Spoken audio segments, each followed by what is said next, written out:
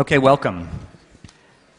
You guys are troopers if you've been here all day, but I promise you we saved the best for last, okay? So I'm really pleased to be sharing the stage with two incredibly distinguished characters. Also, maybe the funniest panel for last two. Two incredible intellects and senses of humor and creative forces.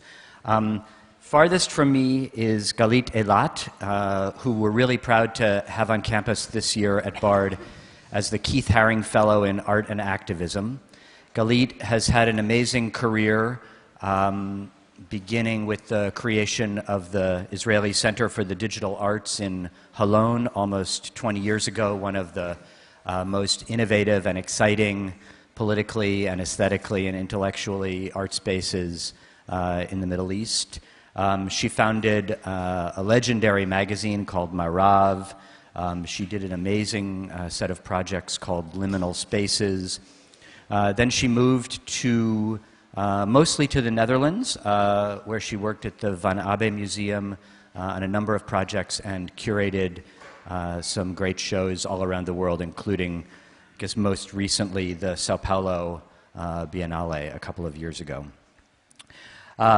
So she's joined here in conversation by Tania Bruguera, who's also a fellow at Bard in the Hannah Arendt Center this year, giving a number of seminars over the course of the year to some really lucky elite group of students. Tania studied in Cuba, then at the Art Institute in Chicago. Then she taught at the University of Chicago for a number of years. And then, I guess, kind of gave up on us academics and really enjoyed an explosive career as a political provocateur and performer. Most notably, she started a project a few years ago called Immigrant Movement International.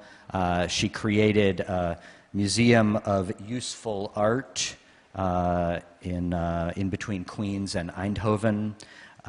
She's participated in a number of biennials in Documenta 11, in the Shanghai, Guangzhou, a bunch of other biennales. But most recently, you probably read about her because she got into a lot of trouble in her native country.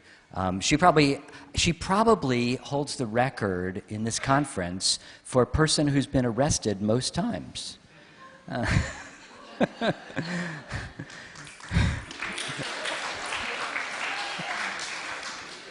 So I'm sure she'll tell you a little bit about her TATTLING's Whisper project, which was, I think, the most recent cause for her incarceration, as well as a very exciting project, which I'm not going to give away right now because we were just talking about it, involving the political future of her native land. So please join me in welcoming these two extraordinary people.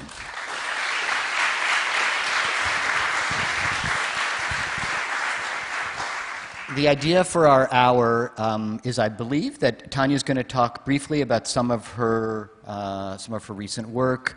Galit has some questions. They're going to talk for a while. I'm going to have the unfortunate task of stopping them at some point so that you all can ask some questions about what's happened. Okay? That's the plan. All right. Who will represent the legendary Tom Keenan? He's on his own.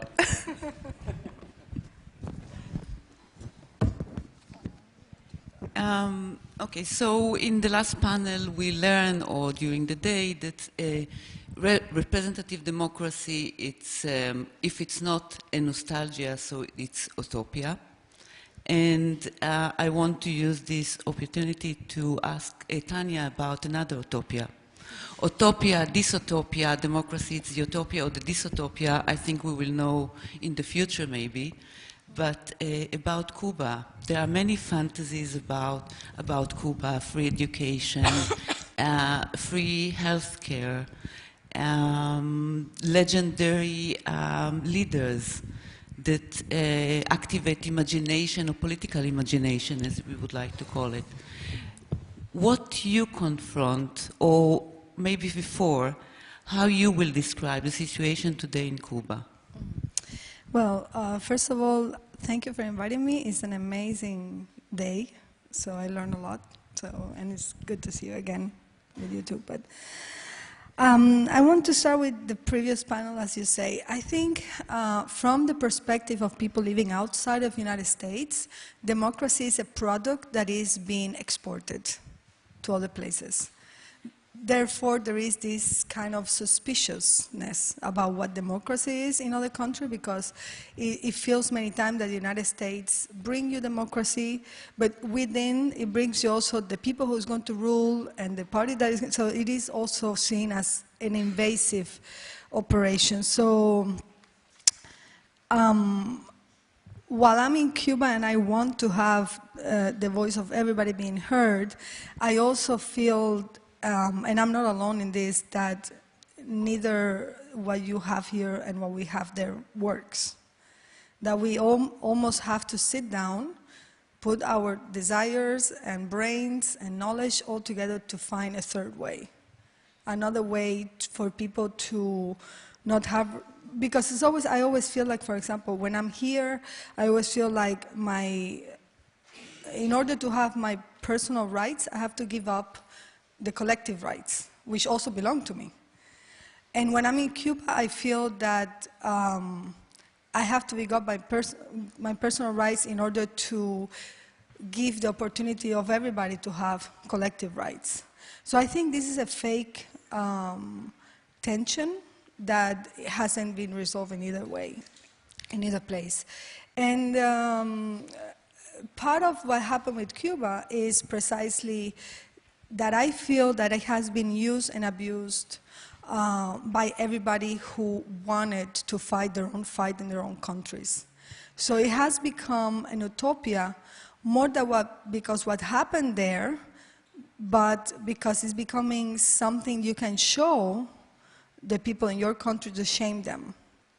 You know what I mean? So if they were able to have free healthcare, free education, all of this, so this is an example. Which is what fine. What will happen in America if here, which will be free healthcare and education? How this place will look like if it will have free education to everyone, and everyone will be educated in the same way. And the student loans are eliminated. That's what they need to start with. So, and that's the responsibility of the government, because the government should care for their citizens, you know. So, but what happened with Cuba is we have all of this, which is great, and it's good to be an example, it's good to be used. But the problem is when people, in order to use as an example, cannot see what happens in reality inside, and what are the inside dynamics of abuse of power, of corruption that are happening. And this is when I have, as an artist, a hard time sometimes to present what is happening there. Because what you're fighting is this idealized world that everything functions, everybody's happy, everybody dances and drinks and smile. Sometimes you smile because you have no other option how to deal with your reality. Sometimes you make a joke because you don't have the power to confront power, you know, and that's your only resource. So in this case, I feel that people should update their idea of Cuba. Cuba right now, the irony is right now the most dissident and oppositional gesture you can do in Cuba is to be anti-capitalist. It's completely weird. You know, in the interrogation sessions, I was asking, like, my interrogator was being extremely racist with another opposition person, and I say, I would not accept you talking about that person in those terms. And you know what I mean? But so before we're going to your interrogation, I remember, I don't remember which year, but you need to remind me. I remember that I was at the opening of the biennial in Cuba many years ago. 2000, yeah, a bit later, I think 2000, and it was a performance. I came to the opening, it was a performance with two young a woman and a man wear uniform, and it was a dove, and people invited to come and talk in open mic. I learned later that it was your performance. Couple of years ago, you went back to Cuba and you reenact this moment. So if you can say a few things about the performance that I saw many years back and why you decided to reenact this performance now again. Yeah, I did that piece in 2009, and my work is very contextual. Politically, I call it political timing specific. So it is being nourished and developed through the political momentum and what is the political sensibility of the place and of the people at that moment. And at that moment, Fidel was not anymore present. Raúl was elected, and Raúl said, I want everybody to say what they want from us, and like a very beautiful democratic moment. We were like, oh my God, this is amazing. But then, of course, it was only happening in very regulated meetings in the jobs of people that you cannot talk, otherwise you lose your job. So I decided, okay, let's test this propagandistic act.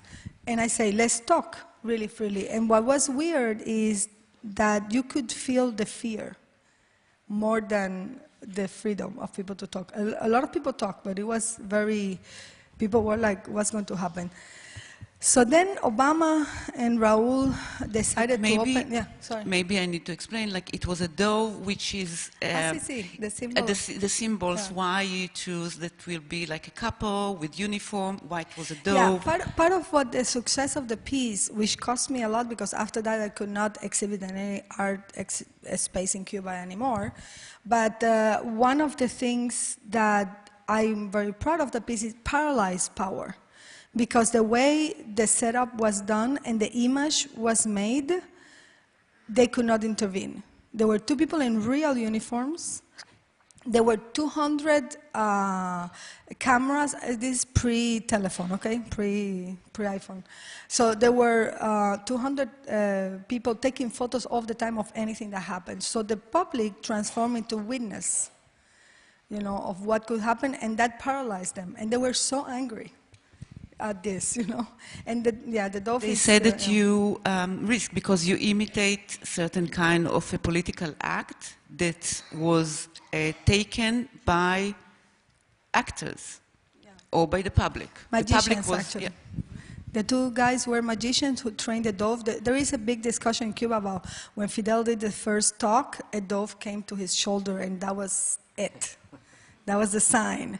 And a lot of people for 50-some years being like, oh, it's trained. No, it's not trained. It's like, and then we trained a dove, so it did actually stay in people's shoulders, so that's it.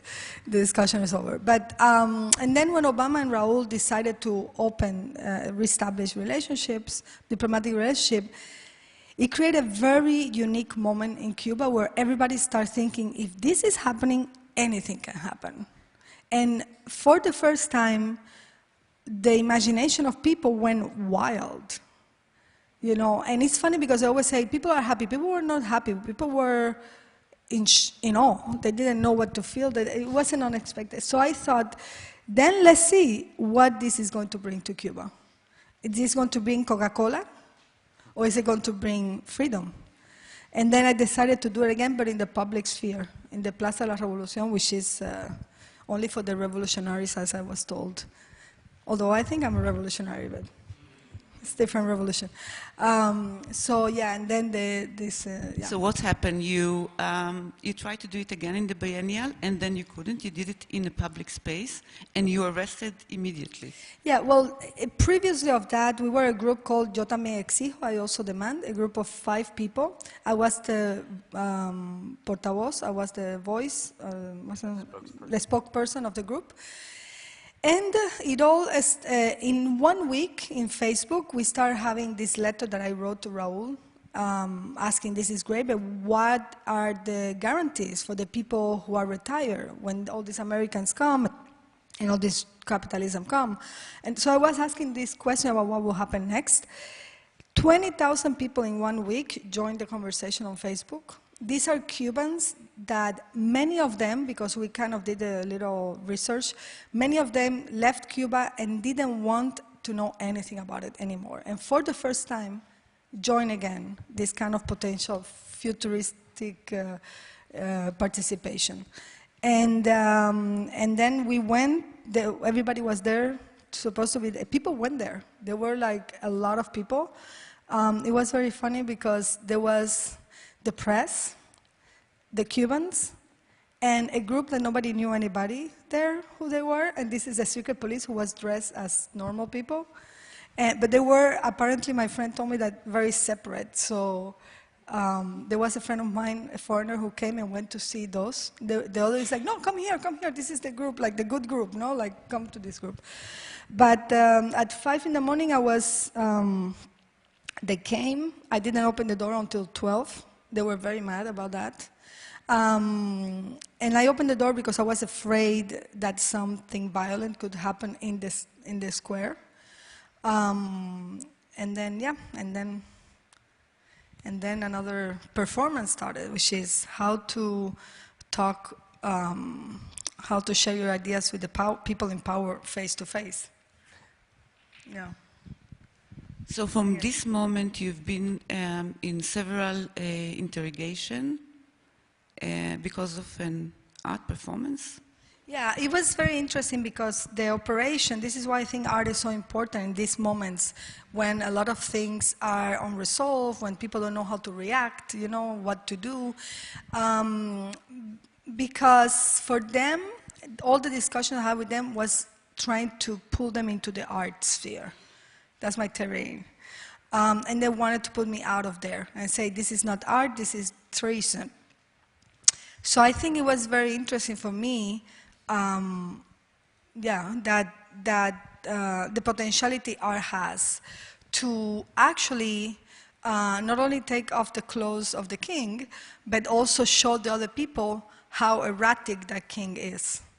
And why I say that is because in the process of interrogation, there were almost 30 interrogation sessions in 8 months.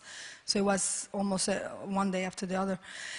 And I realized in the process that it's very important not to personalize, not to focus. And this is something in the United States it's a big tendency, like individualize is the person. So everybody who was talking to me, everybody from the system, I was trying to understand it as a machine, not as a person. It's not the person, it's the machine and how it operates. And then after I understood how it operates, I did other actions that also make them look bad, basically. So that's the goal. For me, the goal in Cuba is make them look bad, make them look erratic, and make them look at themselves, like, okay, this is not working, so we should do something else. So the performance and you being arrested got a lot of echo, so not only inside Cuba, but also outside.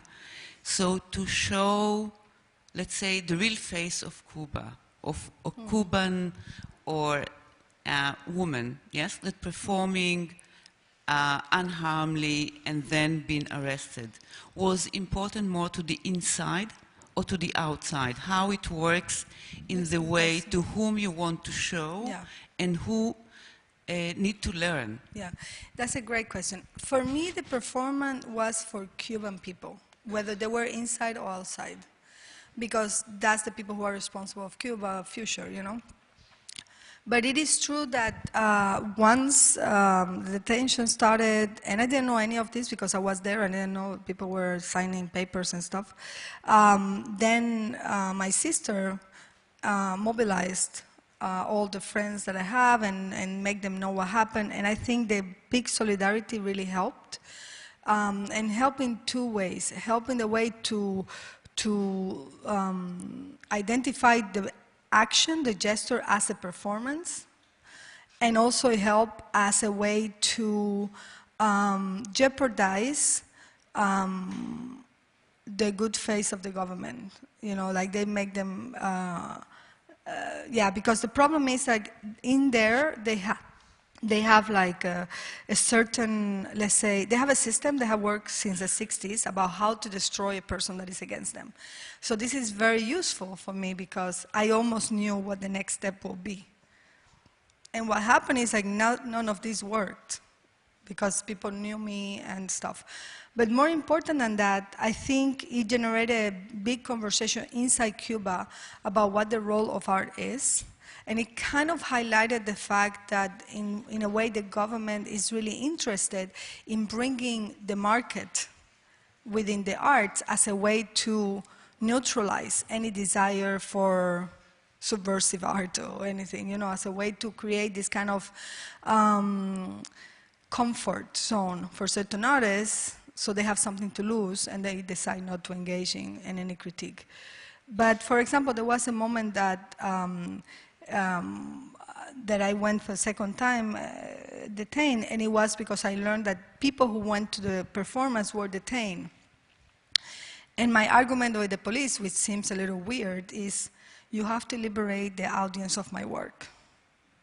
Because I didn't want to go into their dissidents, no dissidents, they are opposition, they want harming the government. I didn't want to, I said, this is the audience of the work, and you have to liberate it. And by doing that, I included them in the whole, let's say, demand that the art world was doing for me, you know?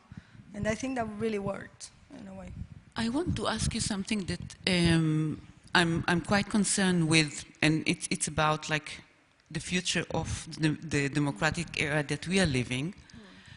And you just kind of touch it, like, and today it was about the public. Do we have a public or the public that don't exist? What happened to the public when there is no democracy? What happened to the public, your audience, as you say? They were the public of your work.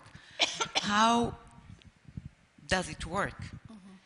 How we going to act? Are we going to be a public to an art performance now? Are we a public, or we are just extras standing there performing the performance of the public without being anything, basically? Oh, as I said before, I feel that when there is no democracy, the role the audience, to call it that way, takes is to be a witness. And the problem when there is no democracy and there is also repression is that you are a silent witness. And this is, I think, even more intense because you carry a memory that you cannot enact, that you cannot pass around unless it's in a very small, like, gossip. We have in Cuba one thing that is called Radio Bemba, which is radio lips, which is the real news. It's funny when they talk about fake news here. We are like, yeah, we know everything about it. And it's the true news is by word to mouth. And this is the way the public exists in this kind of situation, in a very almost non-material way, you know? Whispering? Yeah, kind of. No, it was more like, you know, telling you, oh, do you know this happened? And it's always, it's funny because people trust more this kind of underground news than the newspaper. So this is something that, yeah. But this is also how the government is informed about what's happening in society, no? Like they have this kind of mouth to ear, like if I remember, it's a kind of double function, no? Like they also use it, yeah. They also use it, and mostly they use it when they want to change a law or they want to change a policy. They take the rumor, they put it in the street, and they see the reaction of the people, and depending on the reaction, they do it or not. That's the democracy we have. The democracy of the whispering, I guess. So, yeah. You lately did another project that I think turned a bit different with the Residency. But before that, I did the Hannah Arendt project, since I'm in the Hannah Arendt Center, which is that, and I give me such a big satisfaction doing the story, because it's one of the gains. I have the little moments of I won, that I had with them. In one of the interrogation sessions, the interrogator, Kenya, who I heard recently was demoted, was surprised, and then she told me tattling, because the piece was called Tattling Whisper, and she went to Wikipedia and she learned by heart the definition of tattling by Wikipedia, and she recited to me, which was weird. And then I realized in that moment that the best way for me to work, not only in Cuba, but in places where democracy is at risk, I say, or oppressive situation, is not only to understand the system, but to find the spaces of ignorance of the system. And what I did next is say, okay, if you have to read in order to interrogate me, I'm going to read The Origins of Totalitarianism by Hannah Arendt. So you have to read at least one paragraph. I didn't want more than that, only a paragraph, you know. So I did this piece where I put speakers inside the house, which is legal, and you could hear the book around, like a few blocks around. And we did it for 24 hours, for 100 hours. That means we read it more than once, and we had discussions and everything. You were arrested in your house, no? Like you've been in custody in the house, and this is how you did it, no? Yeah, it was during the time that you... So I couldn't, you know, yeah. And then the beauty of it is that the government had no way to answer legally, no way to answer morally, no way to answer, defamatorily. So they decided to come to 2 hack jammers in front of the house, and they start drilling to make noise. And it was a beautiful, for me it's a big game. Jackhammers, I'm sorry. Jackhammers, because I always, as an artist, try to perform politics, and the government had to perform art, in a way. So in this sense, it was weird because my medium was the freedom of the voice. Basically, I could not do anything material, I cannot do anything. So the gesture, and this is another thing, as a political artist, I don't work with objects, or I work with political gestures, and I try to create political situations. So that way, the people I want to criticize or dialogue have to be called into the conversation, you know? And it was very funny, but I always say this, it gave me great pressure, they had to have lunch. And then during lunch, I read the part in the book about when the people were collaborating with the state. So it was great. They could listen without... They had to listen. Jackhammer. We have a photo of the woman that we think is security police, like with the glasses, like so mad, because next to the guys eating, we have that photo that is really exciting. Yeah. So you torture them back.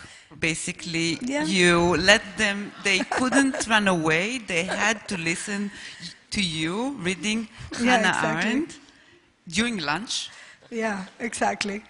And you could see some We people were do like... that here, too. Yeah, okay, we should do this here.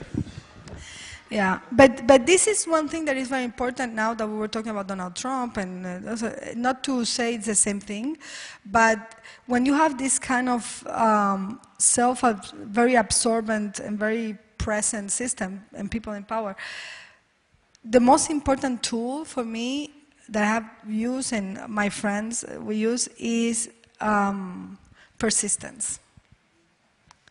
Because what they want you is to be tired, to feel that you only have 1 spoon of water, like they say before, and nobody else has any.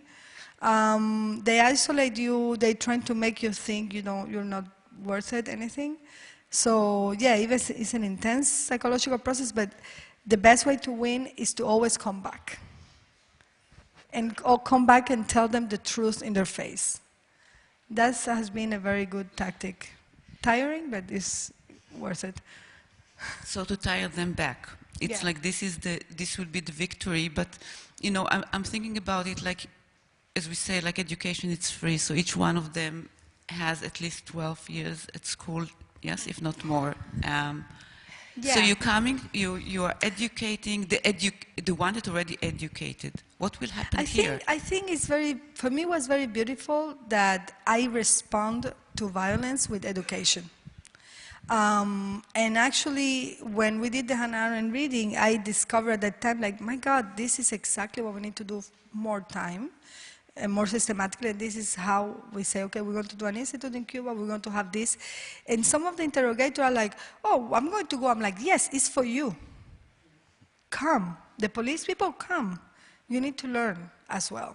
You know, you need to have, so it's interesting, like, yes, we have education.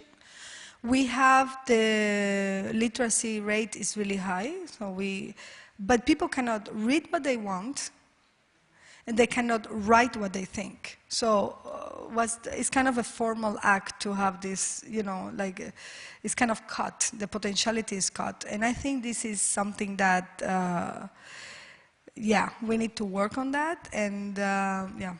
So this is what brought you now to decide to go back to Cuba and to open an institute. Yeah, we already started, but the institute has three parts. One is a social realm, the other one is an editorial project, and the third one is direct education and workshops.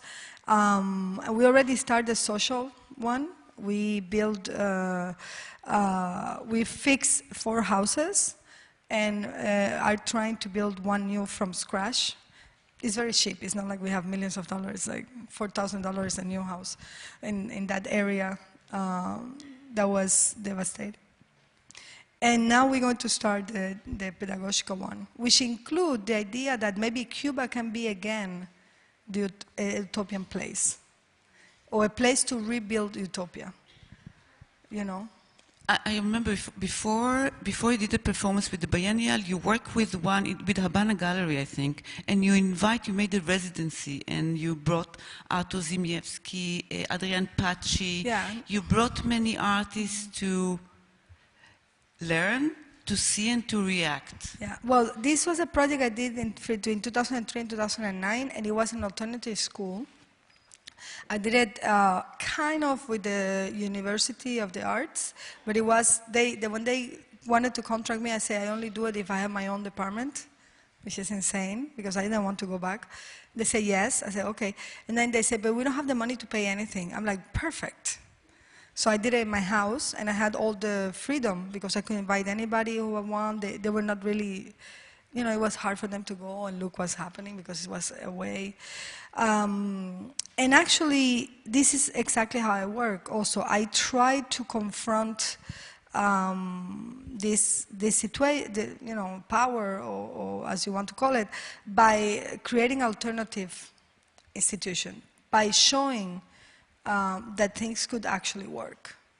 Because in that place we had an amazing democratic space where people talk without fear, where, you know, it was a very weird, for Cuba it was a very special space. But sometimes you need to take out your projects. And it was very painful, but I decided that I should, me and one of the people in the group, we decided we should stop the project, because they wanted to co-opt the project, the government, but also it was the time for the people who were there to do their own projects, you know, not to be just, you know. It seems that you, through art, you trying to create and manage to create a political act, yeah? So to have an intersection with power. Political situations. We are, I think in general, we are in time that feeling that there is a paradigm change in different places, in different configuration. You're still focusing on Cuba, but you work also here. Yeah. How and in what way you choose to work here? What kind of work? What kind of tools you will use in Cuba or here, which is also your house in a way, or home? Yeah, I always say that I try, when I go to Cuba, to bring the world to Cuba. And then, of course, it doesn't fit, so the space of friction is where the work resides. And when I work outside of Cuba, I try to bring Cuba to the world. And of course, it doesn't fit. And then, you know, I try to work with this thing. And here I have been working for a very long time with immigration issues. Yeah, so I did this Immigrant Movement International that now runs by itself, which I'm very proud of. I think it's very important when you do this kind of political projects, not talking about empowerment, they're really empowering people so they can have the power. They actually, together with the Queen's Museum, they keep running the project where art is used as a tool for, you know, citizenship, not citizenship, well, here citizenship is something else, but to be a civic, you know. You started this project long before the, what it's called in Europe, the refugee crisis. Why you started? Like, it was not now, it's common in the art. Yeah, no, I started 2005. I have to be honest, in the United States, this has been projects that have been done for a long time too. People in California, San Diego, there are a lot of artists who have been working for a long time. They have not been paid attention properly because it was not a cool subject or something. We have a long-term refugee crisis here. And it has been forever, the refugee crisis. Just now we are looking at the mediated refugee crisis.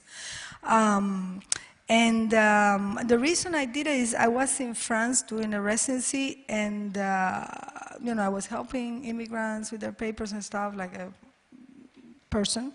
And then I realized that how all the politicians use migrants for their platform, but once they are elected, they forget about them. And I say, what if one migrant is elected to office? And that was the first idea. But then I came here and it became a movement, something more American way, because you only have two parties and it's so complicated to get inside those two parties. Yeah. But I knew it was going to be terrible to have to pause this conversation, but I do think there's probably a lot of questions which have arisen in the audience already. And you haven't even given away your latest exploit. So maybe someone will ask you about it, and if they don't, I'll have the last word, okay? Are there questions for Tania or for Galit? Is there a person with a microphone? How about right here on the aisle? Is this mic working? Yeah, it is, okay. So this might be a ridiculous question, and it might be impossible, but it's very timely considering where the conversation finished. I'll ask you just to imagine that you're not Cuban and you're not American. You're from an imaginary utopian country where all they do is live and examine. that's what I actually live. You actually live there all the in time, your head. Okay, so you live entirely in your head, and there people are enjoy the time and the training to understand the relationship between art and life and politics only. But they have this missionary responsibility where they, at a certain age, they have to go and work for 5 years to test out their skills in using art in the service of politics. And you get to choose to come to the United States or to go to Cuba. And your goal, and then you have to stay with that assignment for 5 years. So you don't have a native affiliation or fondness for one or the other. Your whole goal is to demonstrate the effectiveness of art in the service of politics. Where do you go? Depend where the art is more needed, where political art is more needed. I think it's not about geography. It's about political tensions and political dangers, and this is when you think art should go. And yeah, because I think art helps a lot, not to mystify art, but art is a good tool for people to start behaving as if things were different.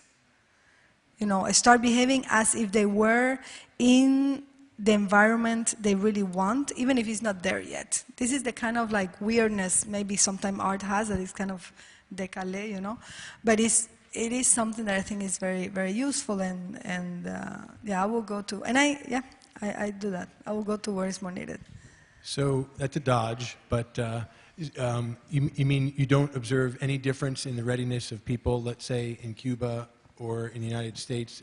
If that's a generalization, then so be it. You don't observe any sort of readiness in the conditions in either country to be changed or to be sensitive to political